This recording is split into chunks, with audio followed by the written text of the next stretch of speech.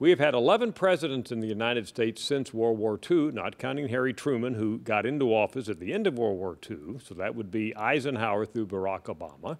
And we recently asked the American public to rate how they thought each of these 11 would go down in history: outstanding, above average, average, below average, or poor.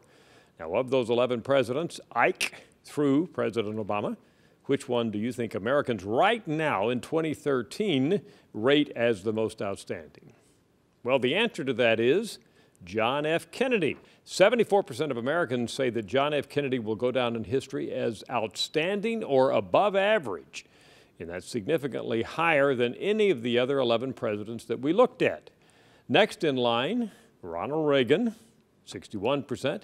Say history will judge him outstanding or above average. And then President Bill Clinton at 55%. Those are the only three presidents whom more than a majority of Americans say will go down in history as outstanding or above average. Now, below them is Dwight Eisenhower, who comes in just below 50% at 49%. And then all the other presidents are significantly lower than that in terms of Americans' judgment of how they will do in history.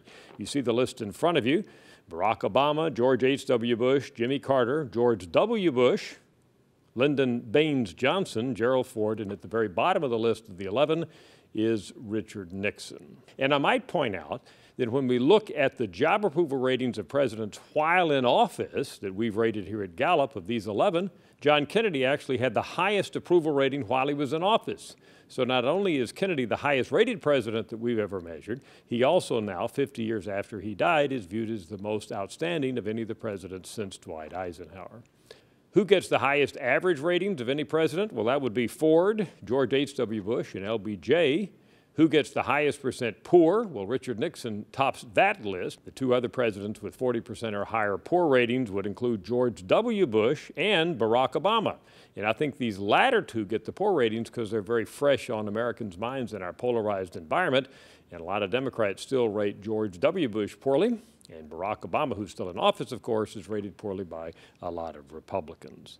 Bottom line, out of all of our ratings here, it is John F. Kennedy who continues to this point in time to be seen as the most outstanding president, at least as far as Americans think history's judgment is concerned, of any of the presidents that we've had in the country since Dwight Eisenhower.